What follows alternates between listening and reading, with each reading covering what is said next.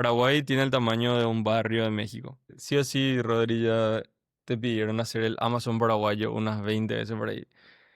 Y si vos pensás en hacer el Amazon paraguayo, bueno, y vas a competir contra Super 6, ¿verdad? Ujú. Pero no vas a competir contra Amazon realmente. Y lo mismo en todo, ¿verdad? O sea, yo diría que no pensar en un modelo de negocios que dependa de Paraguay. Escuché tantas veces esos pitch de lo que sea, pero paraguayo, ¿verdad? Y somos un país demasiado chico. Eso nomás quería tirar, porque a mí me sirvió muchísimo y estoy seguro que a más de uno le va a servir también. Bienvenido al GiroCast, un espacio donde hablamos sobre tecnología, innovación y startups. Mi nombre es Rodrigo Valdés, fundador de GiroLabs.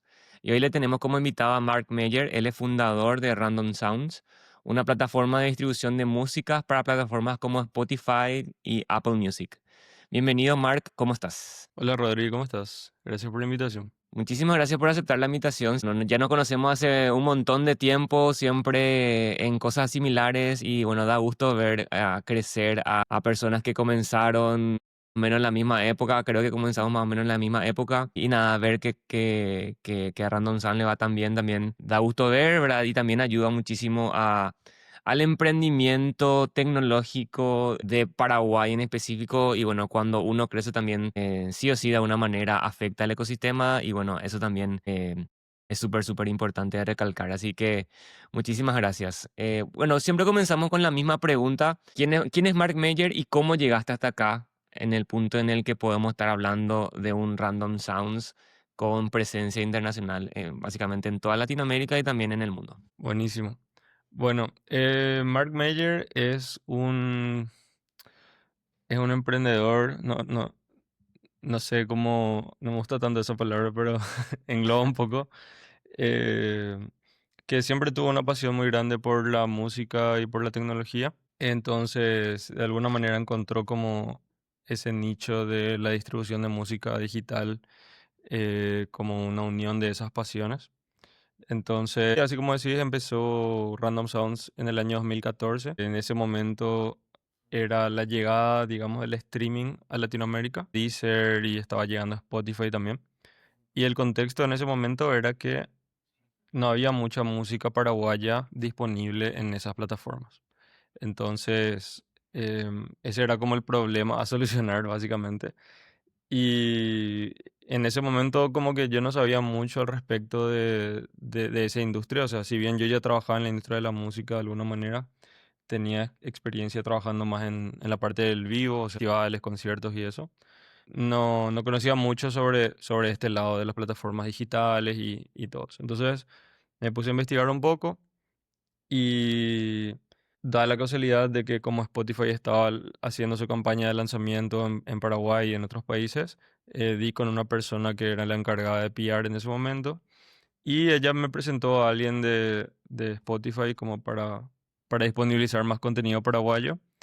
Y así fue como empezó todo. En febrero del 2014 fue como el lanzamiento del servicio.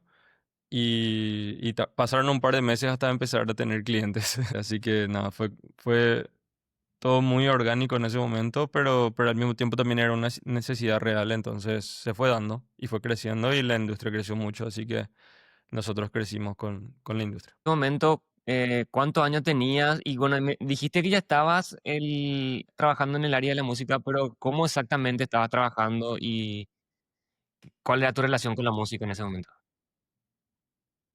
Yo tenía 18 años en 2014, acababa de terminar el colegio y desde muy chico yo como que estaba metido ahí en la compu todo el día en mi casa. Y yo había creado un blog famoso en esa época, era como todo el mundo tenía su blog. Y escribía sobre conciertos a los que me iba, entre otras muchas cosas. Así, hablaba de tecnología, qué sé yo. Y monetizaba así con AdSense. Y ese era tipo, tenía, no sé, creo que a los 12 o los 13 por ahí. Y de repente como que me empezaron a invitar a escribir para otros blogs también. Ahí le conocí a varias personas que estaban un poco, eran mayores y estaban un poco más metidas en proyectos de música o qué sé yo. Uno de ellos fue Vidal Delgado, que hoy en día con él seguimos trabajando juntos. Tiene un medio que se llama Los Buenos Oídos. En ese momento se llamaba Blog de Onda. Y nada, él hacía lo mismo, reseñas de conciertos los que se iban. Entonces, creo que fue la primera vez como que me pagaron para irme a un concierto. Tipo, me pagaban no me acuerdo si era la entrada o el viático o algo así. Nada, yo me iba y escribía. Y después también otro blog que se llama Rock and PI, que hoy en día sigue existiendo con Rocky Silvero. Y él también lo mismo, ¿verdad? Solo que ellos también organizaban sus propios conciertos. Entonces, como a mí me interesaba mucho eso, como me empecé a ayudar de a poquito también en la promoción o producción de esos conciertos que eran súper nacionales y súper chiquitos. Y así de a poco se fue dando. Después me presentaron a Garcia Group, que es una productora de conciertos que hasta hoy sigue también activa. Y me invitaron a hacer una pasantía ahí, donde hice producción de campo, o sea, asistencia a producción de campo, que básicamente mi trabajo era irme al venue, o sea, el lugar donde se va a hacer el concierto, y recibirle a los proveedores como 2 semanas antes del concierto. Me iba con mi uniforme al colegio, al jockey, por ejemplo, al jockey club, al hipódromo, y me cambiaba ahí en el baño del jockey, y me quedaba toda la tarde y le recibía a los proveedores. Entonces tenía que, no sé, medir los espacios entre los sectores y recibirle a los sponsors y montarlos, o sea, ayudar. En realidad yo no hacía nada, sino más bien era como atendía que ellos sigan las reglas y nada, seguía indicaciones, ¿verdad? Y así hice como muchos shows, hice Kiss, Garbage, unos cuantos, cuando yo creo que tenía 17. Y el año siguiente la persona que era mi jefe en ese momento en Garcia, que se llama John Daniels, que también hoy es un productor de eventos bastante que sigue activo, se cambió de trabajo y se fue a otra productora que en ese momento se llamaba Siete Producciones, que es de Senia Kent. Hoy en día Celebra es su marca, ¿verdad? Y nada, seguí trabajando lo mismo, pero con otro equipo. Ahí como que tuve un poco más de responsabilidades también. O sea, como que ya tenía un poquito más de experiencia. Pero nada, lo mismo, festivales. En ese momento, Senia era manager de una banda que se llama Pura Hey Soul. Estaba empezando también en ese momento.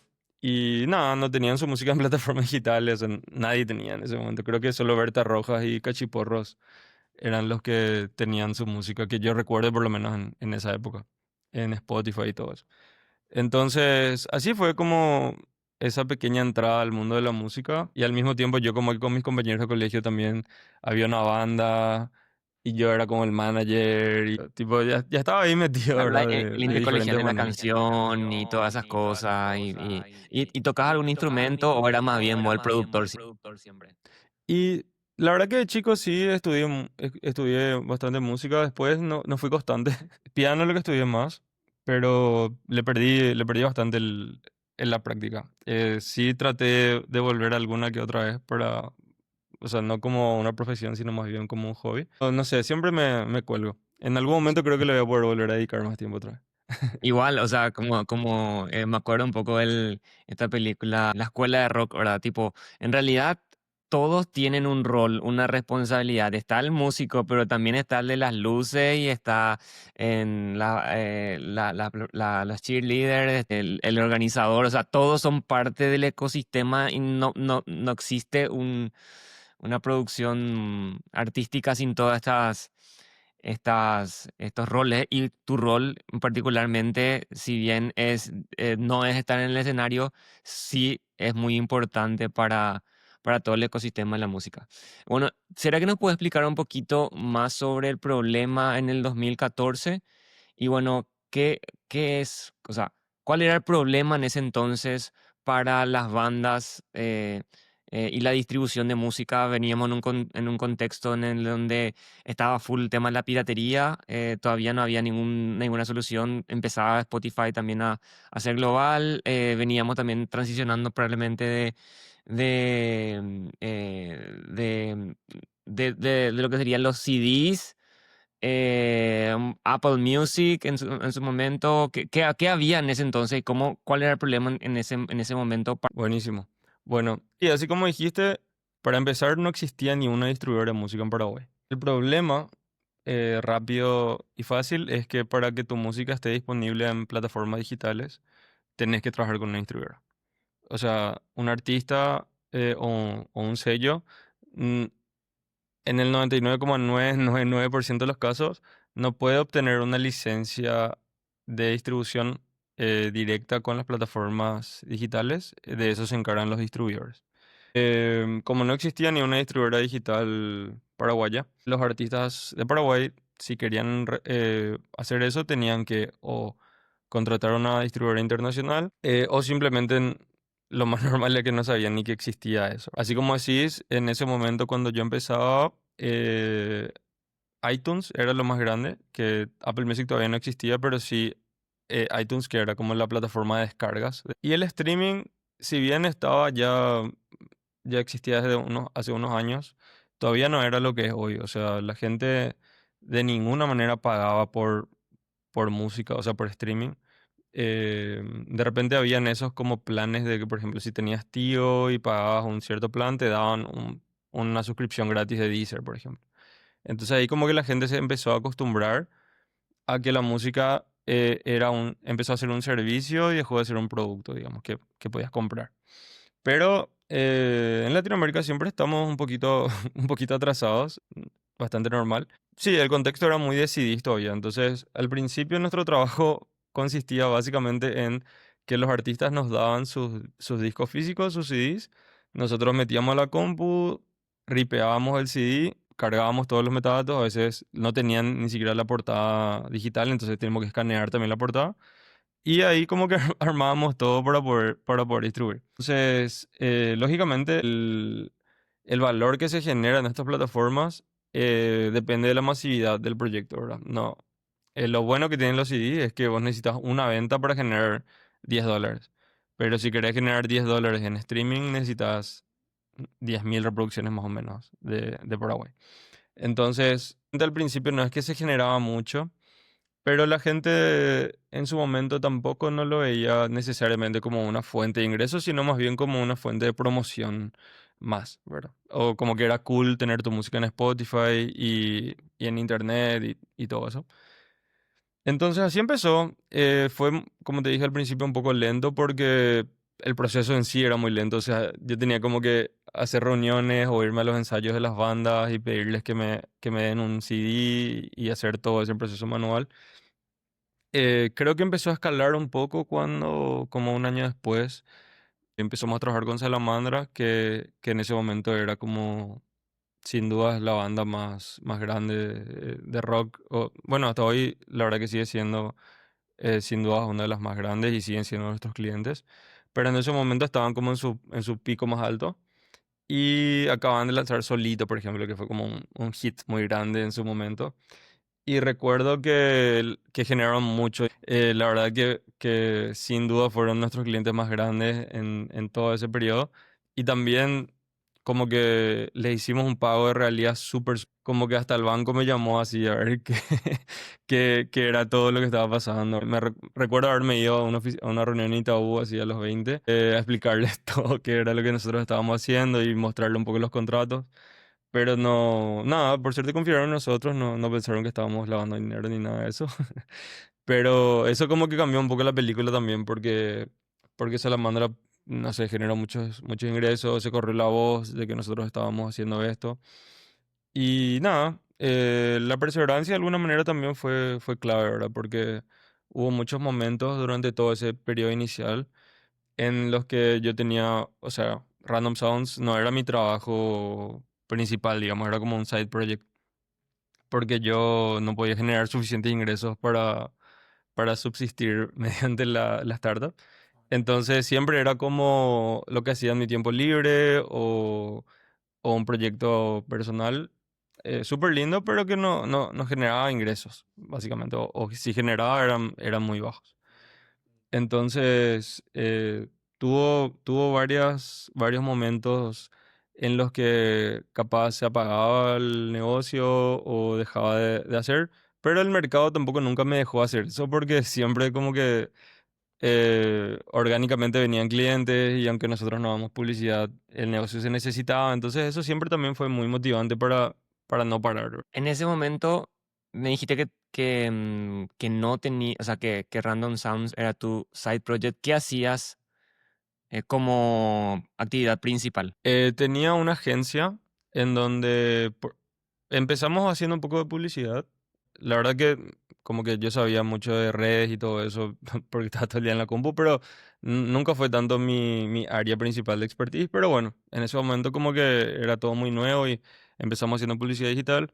Después me fui más hacia la parte web, como agencia de diseño web, y eso la verdad que generaba buenos ingresos, o sea, tuvimos muy buenos clientes. También empecé a hacer con otro socio un poco de desarrollo de software también para empresas a nivel consultoría, digamos. Entonces, como sabes, ese negocio es súper rentable en el sentido de que ofrece servicios. Hacíamos sitios web y desarrollos de sistemas y en el tiempo libre, con ese mismo equipo, tratábamos de desarrollar el sistema de Random Sounds también. Entonces, era como que cuando había mucho trabajo, Random Sounds no tenía nada de atención. Y por ahí cuando la agencia estaba un poco más libre, ahí le podíamos dedicar más horas a la distribuidora. Pero a pesar de no tener sistema, como que hacíamos todo por correo también con los clientes. No llegó a ser un impedimento para ofrecer el servicio, pero sí para crecer, obviamente, porque no era muy escalable en ese momento. Entonces, en ese periodo, en Random Sounds, más que una plataforma de distribución de música, era un servicio de distribución de música donde vos literalmente te ibas, hablabas con el artista, les explicabas que existía esto, aparte de esta gestión. Y en algún momento entiendo que ahora nos vas a contar que cambió eso. Contanos cuándo cambió eso y bueno, cómo fue esa transición. La verdad que esto que te estoy contando más o menos va desde el 2014 hasta el 2020. En 2018 pasa algo muy interesante que es que existe una asociación global de distribuidores de música que se llama Merlin y nosotros nos volvimos socios en el año 2018 al ya tener un volumen de catálogo interesante y tener bueno, un poco de ventas también ya a través de esto de Salamandra, por ejemplo. Y entonces empiezan a firmarse más contratos directos con las plataformas desde Random con esas empresas. Nosotros, o sea, hasta esa época nosotros utilizábamos un servicio de un tercero, similar a lo que nosotros estamos ofreciendo hoy en día, ¿verdad? Sí. Para como subdistribuidores. Y desde el 2018 tenemos acuerdos con las plataformas, o sea, ya tenemos un contacto directo con todos, que fueron 4 años de generar ese catálogo inicial para alcanzar eso. Y llega, a ver, bueno, pasa la pandemia, y cuando llega la pandemia, toda la industria de la música se quedó un poco en shock, digamos, porque la mayor parte de los ingresos de la música vienen del vivo, ¿verdad? O sea, de los conciertos. Así como el negocio del software, la distribución digital creció muchísimo durante la pandemia porque era la única fuente de ingreso que siguió y creció en ese periodo donde todo cerró. Entonces, en ese momento se acerca quien hoy en día es mi socio, que se llama Germán Lesme, uno de los dueños de un sello de música que se llama 4K Music y manager de Cachiporros. Y nada, me empieza a preguntar como que él ya conocía a Random, él no trabajaba con nosotros en ese momento, pero sí le dio mucha curiosidad y por sobre todo quería entender cómo lo que funcionaba Random, ¿verdad? Y qué había detrás, ¿verdad?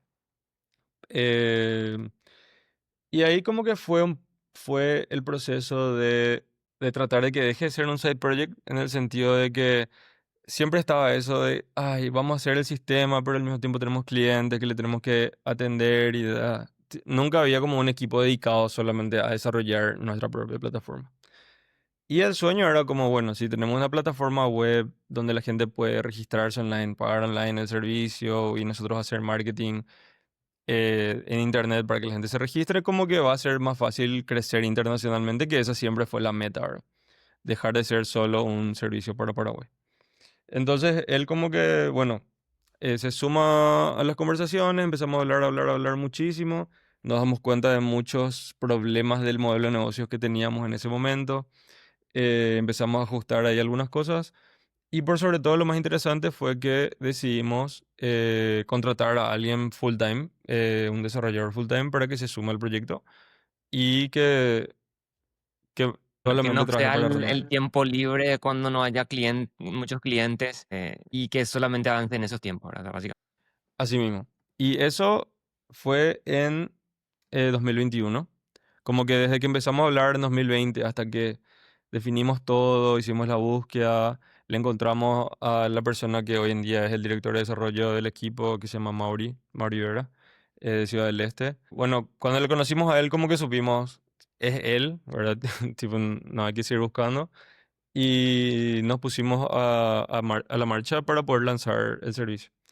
Al mismo tiempo que eso estaba sucediendo, tuvimos una conexión con un amigo en común que teníamos él y yo, pero que nunca habíamos hablado entre los tres, que es O Sánchez, que en ese momento habían tenido un éxito con su startup que se llama Toki, y seguían trabajando en el proyecto de Toki bajo la empresa. Nada, la verdad que como que ambos sentimos que teníamos que acercarnos a Oz para pedirles consejos porque estábamos como que empezando bueno, era como un nuevo inicio de la startup, y una sociedad nueva entre Germán y yo, pero queríamos obviamente estar rodeados de gente que sabía lo que, lo que estaba Lo que estaba haciendo. haciendo. Y Oz era como, creo que el único referente que yo tenía muy claro en ese momento, ¿verdad? Y él también.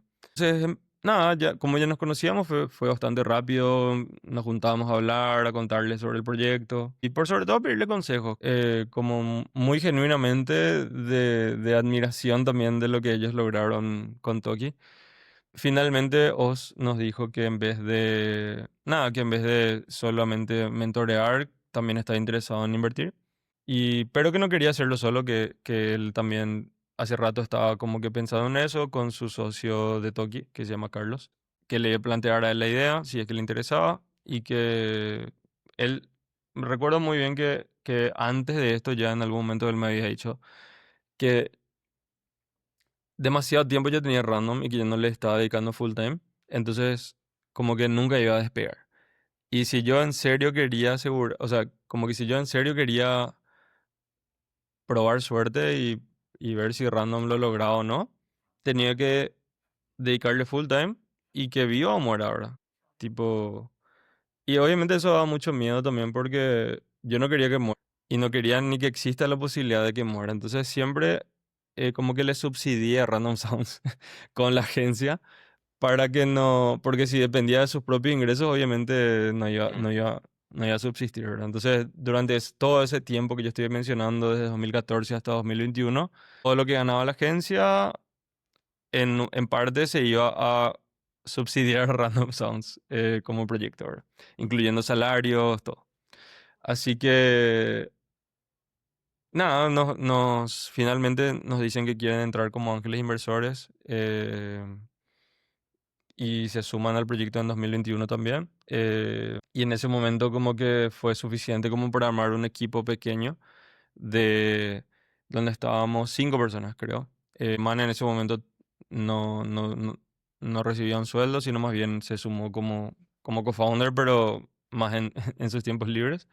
Pero estábamos yo, Mauri el desarrollador, Ami que hacía marketing y Mauri que era el desarrollador y Amira que empezó a hacer soporte. Que Amira en su momento fue pasante de random cuando estaba en el colegio también haciendo soporte. Y bueno, le contratamos después y hoy en día también sigue en el equipo. Bueno, con ese equipo, con Mauri, Ricard, Cami, Amira y yo, armamos un sistema y lanzamos la plataforma en- a fines de 2021. Y empezamos a pautar bastante en Latinoamérica. Y empezó a llegar la gente. La verdad que Parece sorprendido. sí, o sea, fue muy emocionante porque era un MVP así mm, siempre le llamamos como el Happy Path. Así, ¿viste cuando Steve Jobs presentó el iPhone? Que Ujú, tipo solamente podía apretar así un botón porque si apretaba el otro, así se iba a romper todo y era mm. como todo muy lleno. Bueno, y así era, o sea, nuestro sistema así solamente funcionaba si la gente seguía el camino perfecto, así, ahora si alguien quería apretar ahí algo mal, se rompía. Entonces, como obviamente teníamos un presupuesto limitado y un tiempo limitado, trabajamos así contra reloj, ¿verdad? Así que fue muy emocionante, obviamente, no solo que nuestros clientes paraguayos empiecen a usar la plataforma, sino también que empiece a llegar gente de afuera que compre el servicio, ¿verdad? Con su tarjeta de crédito. O sea, nosotros constituimos la empresa en Estados Unidos para poder tener Stripe. Y de hecho que ese era siempre el desafío como mental de no pensar en Paraguay, porque somos un mercado muy chico y obviamente sirve como para validar y sirve como para, o sea, hoy en día sigue siendo uno de nuestros mercados principales, pero si querés, o sea, fue lo primero que nos dijeron nuestros socios de Tokio, ¿verdad? Si querés realmente tener éxito con una startup, no puedes enfocarte en Paraguay como tu mercado número uno. Tiene que ser algo regional, tiene que ser algo internacional. Entonces, empezó a suceder de alguna manera y fue bastante emocionante y bastante, no sé, difícil también de alguna manera porque eran dos problemas y un montón de cosas ahí que venían en el medio. Pero dentro de todo encontrábamos esas similitudes de Latinoamérica, ¿verdad? Así todos más o menos con los mismos problemas dentro de todo. Para contarle también a la gente, de repente, bueno, nosotros, Hero Labs, que está en el mundo del desarrollo de software, como agencia de desarrollo de software, siempre recibimos, y me imagino que también vos que estás metido en el mundo de las startups, ¿verdad? La gente viene con su idea, primero luego no conoce el negocio o no conoce bien el problema, tampoco es que tiene ninguna experiencia en el rubro tecnológico y para comenzar quiere lanzar su aplicación, ¿verdad? Yo creo que en este caso tu camino es totalmente contrario a eso y es lo que dice el manual, por llamarlo de una manera, que hay que hacer, ¿verdad? Ese modelo de, ok, entender primero el problema y vos estando en el rubro desde los 12 años hasta en ese momento. ¿Entendiste de que había una necesidad en el rubro de la música, de que vos con todo lo que viviste, encontraste ese problema, pudiste solucionar el problema sin necesidad de tener una plataforma, utilizando una plataforma que era parecida a la que vos tenés hoy construida y haciendo ese famoso modelo conserje? Yo agarro algo y voy y hago lo que tengo que hacer para entregar mi producto y mucho después, casi 8 o 9 años después, encontraste esa forma de construir y cambiar tu modelo conserje a un modelo tecnológico y un producto tecnológico que pueda ser escalable, pero ya conociendo todos los problemas y todos los desafíos. Y otra cosa importante, te pudiste aliar con personas adecuadas, una persona que ya estaba en el rubro de la música con mucha trayectoria, con mucha experiencia, que quería meterse en este mundo digital y por otro lado un mentor y aparte ángel inversor que sabía cuál era el camino y te podía guiar. O sea que al parecer hasta ahí es como que el camino ideal de una startup y mostrar de que esto no es un camino lineal, ¿verdad? Me acuerdo que cuando nos conocíamos, nos conocimos recién, éramos pibes todos ahí, ¿verdad? Y no sabíamos lo que hacíamos y nada, que en realidad es un proceso de construcción lento, ¿verdad? Que mucha gente quizá ahora te conoce y dice, qué bien le está yendo a Mark, pero esa persona probablemente no sabe que vos estás batallándole hace 10 años con esta cosa, ¿verdad? Entonces, a partir de ahí, ¿cuál es lanzaste la aplicación con un montón de problemas? Otra vez un buen aprendizaje para personas que nos estén escuchando, ¿verdad? No tener todo listo antes para lanzar, ¿verdad?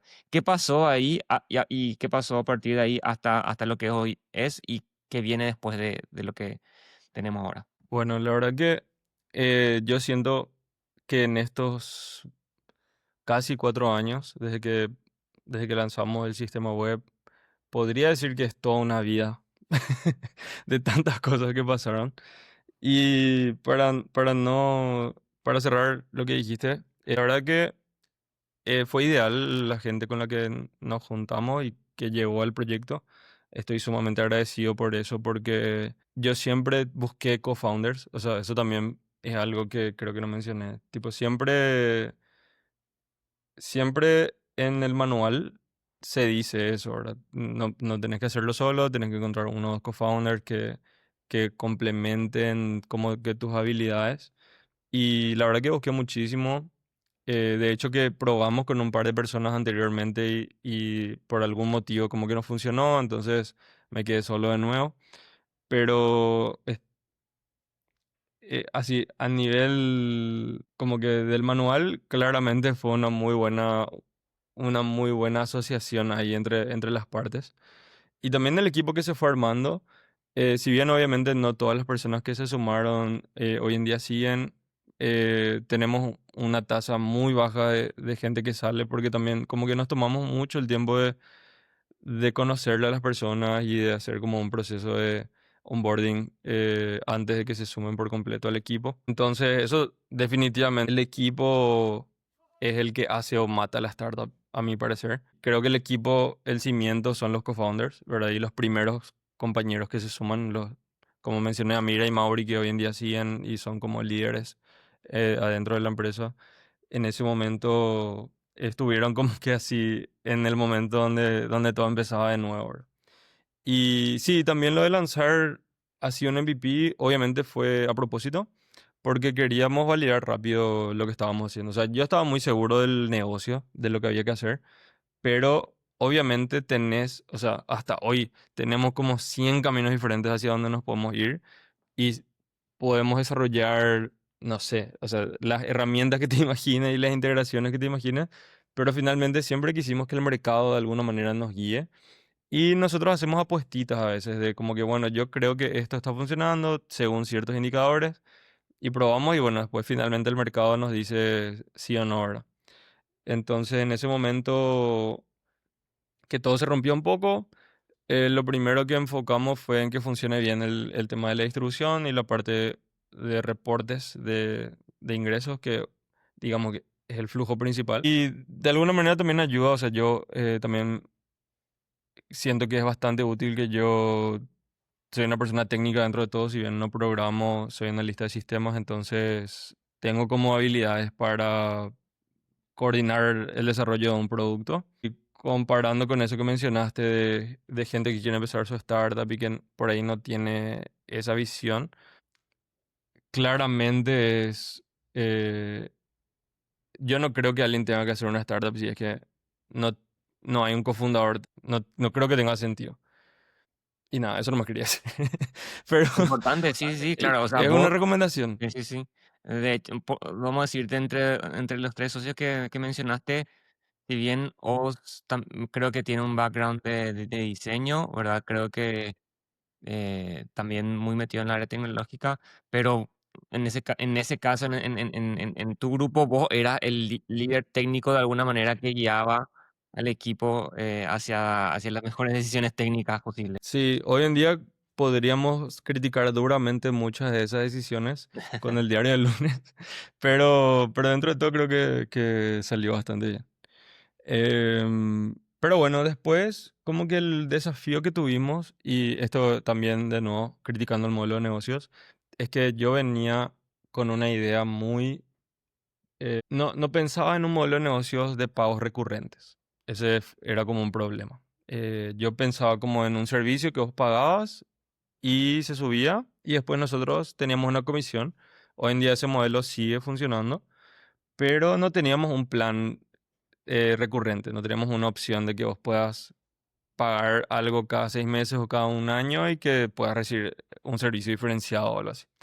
Entonces, fueron pasando los meses, si bien fue creciendo la facturación, fue creciendo muy lentamente y nos estábamos quedando sin plata. O sea, la inversión obviamente sirve para arrancar, pero no es que toda la vida no es que va a bancar toda la eternidad, ¿verdad? Entonces, nada, llegó un punto en el que teníamos menos de 6 meses de vida de runway, ¿verdad? De presupuesto con los costos y los salarios y todo eso. Y obviamente no íbamos a dejar que muera, o sea, yo todavía soy firme de que, o sea, estoy firme de que no íbamos a inventar cualquier cosa con tal de que no llegara a cero, ¿verdad? No íbamos a dejar que muera la startup. Pero obviamente las papas ya estaban quemando un poco, o sea, ya también los inversores estaban como que ahí un poco preocupados, tratando de ver qué podíamos hacer. Yo recuerdo que en ese momento mi primera idea rápida fue tipo empezar a ofrecer otra vez consultoría, tipo cobrar por Volver a lo seguro. servicio. tipo market. Ujú, Creamos un servicio que se llama el market, que tipo podías comprar servicios de prensa, por ejemplo, por, no ujú. sé, $300 y nosotros le contratábamos a alguien que nos cobraba 200 y tipo hacíamos una intermediación y ahí como que macheábamos servicios, ¿verdad? Pero de nuevo, eso no era escalable y sí sirvió para tener un poquito de cash flow. Pero hoy en día ese negocio ya lo matamos, o sea, ya no está arriba el mar. Y lo que se nos ocurrió fue un servicio que se llama, o sea, un plan que se llama Random Sounds Premium, que básicamente consistía en una suscripción que te permitía tener distribución ilimitada, no tener que pagar por cada vez que vas a lanzar y que es recurrente. Entonces ahí empezamos a tener el famoso MRR, ¿verdad? Que antes prácticamente no existía, o sea, solo las regalías eran recurrentes para nosotros, pero es algo que de repente no puedes controlar tanto. Y también algo que dificultaba un poco la venta es que ponerle que yo te convencía a vos, Rodri, y te decía, che, vos sos músico, vení para Random, dale, ¿verdad? Pero no necesariamente vos tenés nada ni una música nueva que lanzar, ¿verdad? Entonces no tenías nada que pagarnos a nosotros. Entonces como que también era muy difícil, a pesar de conseguir clientes, facturar inmediatamente con esa venta. Así que bueno, con el servicio premium encontramos ahí una nueva forma de comercializar nuestro servicio y de nuevo fue como un nuevo nacer, básicamente, porque ahí empezó a subir la facturación bastante, le pudimos dar un poco más de servicio de valor a la gente que estaba invirtiendo un poco más en nosotros, nuestros clientes, como que buscábamos todo el tiempo features nuevos o herramientas nuevas que brindarles a esos clientes. Llegó gente muy genial, artistas y sellos de toda Latinoamérica contratando ese servicio. Hay un caso muy relevante que me gustaría compartir que es de un artista que el año pasado fue artista número uno a nivel global en TikTok, que se llama Jerry Moa, de México, y ella lanzó su primer tema con nosotros em, y le pagamos muchísima plata. Ahora, hay una pausa. Básicamente, para que la gente entienda, distribución de música hoy en día no es la misma distribución de música del 2014. Hoy tenemos TikTok, Instagram y miles de otras plataformas que la gente ni siquiera sabe que también paga regalías a los artistas. Si no Así puedes mismo, explicar hasta chiquitito ahí. WhatsApp hoy en día paga regalías. O sea, este artista se volvió súper mega viral en TikTok y llegó a tener muchos número uno en Spotify en México, de los cuales nosotros teníamos un porcentaje de ahí de comisión como distribuidores. Así que obviamente también nos vino increíble eso. Pero llegó otra vez de nuevo un punto en el que dejamos de crecer, ¿verdad? Y como vos sabés, estoy seguro que la gente que nos escucha también o que nos ve también sabe que el, lo más importante para una startup es el crecimiento, ¿verdad? De nuevo, como que llegamos a un punto en el que no encontrábamos cómo el premium, sin más que el premium, podíamos seguir creciendo a la velocidad que queríamos, con el ritmo que queríamos. Entonces, de nuevo, tuvimos ahí como esos momentos difíciles de buscar la vuelta, a ver qué pasa, qué podemos hacer.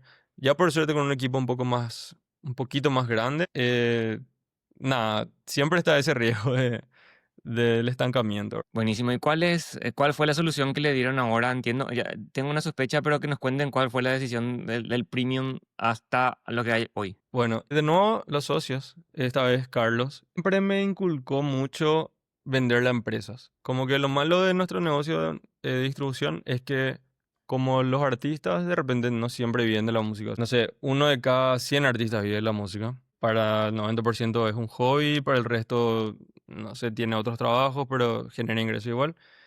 Pero entonces no podíamos como tener muchos deals grandes o catálogos grandes con artistas. Nosotros hoy en día le llamamos a ese el negocio B2C, o sea, business to consumer, ¿verdad? Básicamente era como muy, muy de venderle a personas. Y durante mucho tiempo pensamos y pensamos y pensamos qué podía hacer ese negocio para empresas como distribuidora. Entonces, una recomendación y algo que a mí me sirvió muchísimo fue invertimos un poco en viajes, ir a participar a eventos de la industria y conocer la gente no sé, a CEOs de las empresas que admiramos y ver enterarnos que iban a lanzar y que se venía y hablar con las plataformas y todo eso. Como que desde Paraguay también estamos muy aislados de todo lo que pasa en el mundo y de repente nos enteramos último de las cosas. Entonces es difícil innovar del todo, ¿verdad? O sea, puedes innovar acá, pero tenés que Ya, estar ya ahí. está unos años atrasado. Claro, claro. Tenés que estar ahí, ¿verdad?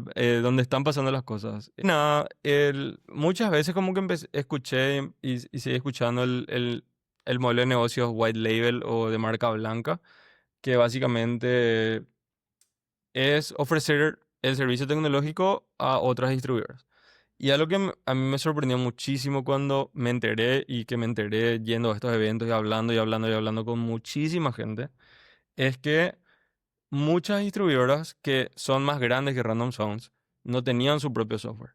O sea, yo desde la ingenuidad pensaba que todas las distribuidoras tenían su software hecho por ellos mismos, para ellos mismos y que operaban, ¿verdad? Pero tal vez el 20% de las distribuidoras nomás tenían su propio software. El resto utilizaba estos servicios de como que contratando servicios white label de otras empresas.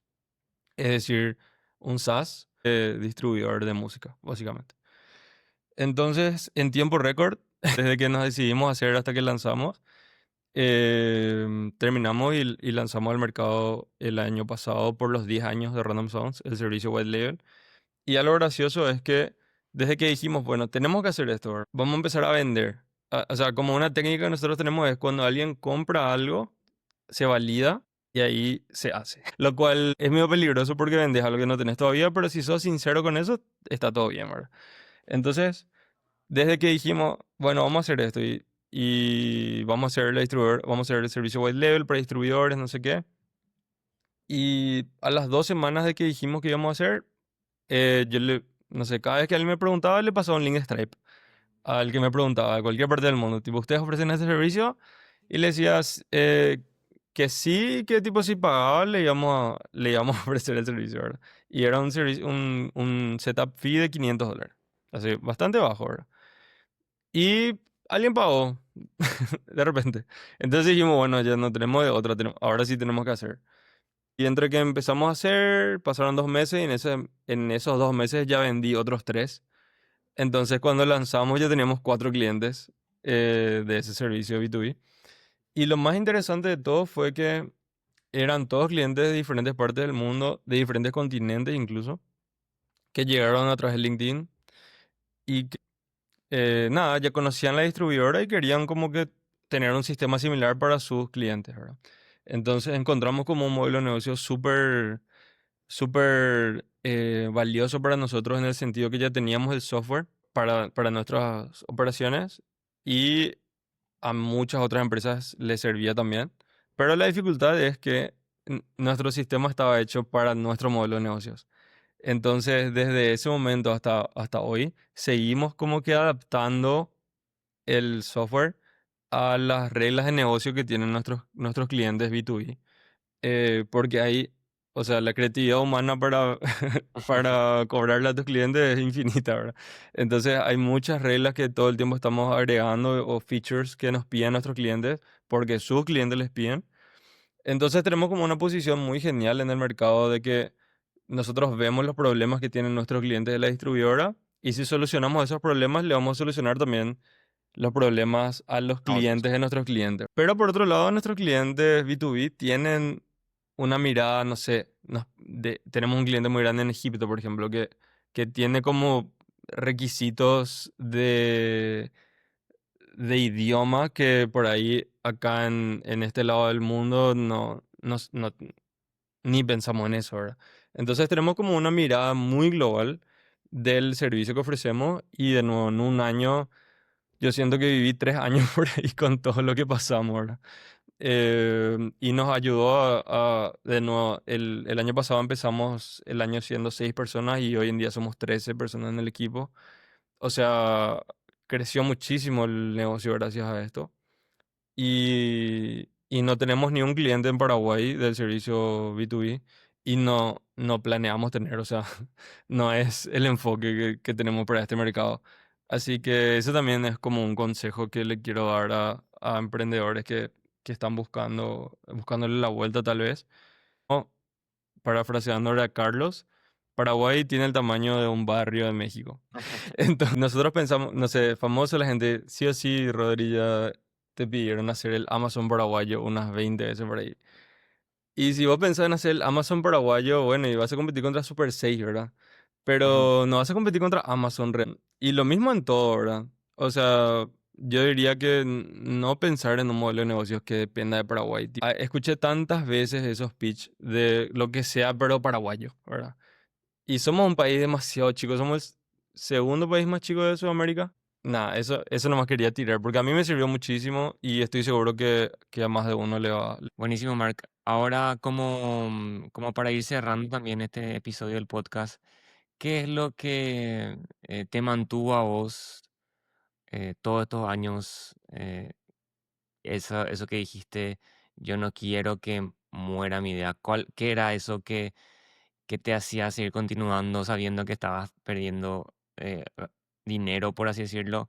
O sea, todo el tiempo básicamente estuviste subsidiando y mucho tiempo en este último tiempo también usando el dinero de los que confiaron en vos. Imagino que ahora ya están mirando ya los resultados de todo eso.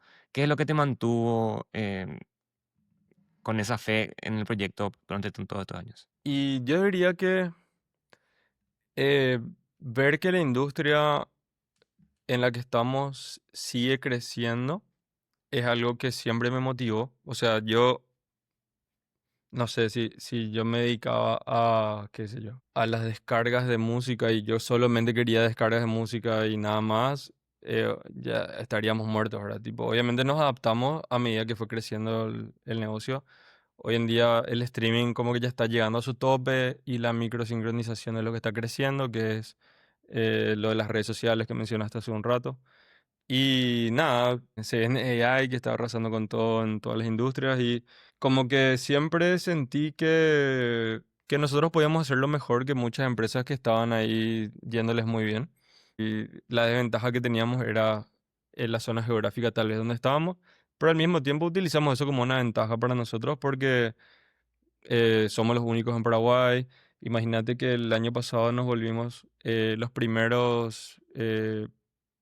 Spotify tiene un programa que se llama Preferred Partners, que son como los proveedores de contenido que ellos recomiendan a los artistas y sellos. Y fuimos seleccionados como los primeros en Latinoamérica para ser parte de ese programa. Y, y no creo que eso sea coincidencia, o sea, realmente siento que tenemos algo increíble entre manos, ¿verdad? Y siempre fue así. Entonces creo que eso, ¿verdad? Eso me mantuvo con mucha fe siempre. Y por otro lado, siento que Random de alguna manera ya es más grande que yo y es más grande que todos los que estamos en el equipo, tipo, ya tiene vida propia. Y si yo me muero así hoy, yo sé que Random no va a morir. Y eso a mí me llena de orgullo porque sí, obviamente a mí me toca hoy en día liderar de alguna manera esto que está pasando y como que ver hacia dónde nos vamos. Pero también los clientes nos guían y el mercado nos guía. Y, y seguimos teniendo problemas, obviamente, millones. Obviamente vivimos estresados ahí con todo lo que pasa y con los clientes, también por la velocidad en la que pasan las cosas en las startups. Pero son los problemas que queremos tener, ¿verdad? Y nuestra meta es como que de alguna manera sentirnos atletas de alto rendimiento y tener los problemas que queremos tener y seguir en la industria en la que estamos. Nos tocó ver morir empresas y venderse empresas de la competencia y cuando eso pasa, esos clientes vienen a nosotros. Entonces, la meta también es sobrevivir siempre y eso nos va a hacer seguir creciendo. Así que de alguna manera creo que eso, eso me motiva también. Muchísimas gracias, Mark, por haberme acompañado en este capítulo del podcast. Le pedimos a la gente que se pueda suscribir a través de las plataformas en las cuales seguramente nos están escuchando. Así que muchísimas gracias y nos vemos en el próximo episodio. Chao, chao. Gracias, Rodri, y gracias a todos los que escucharon. Nos pueden seguir en las redes también, me supongo. Nos vemos. Chao, chao. Chao, chao.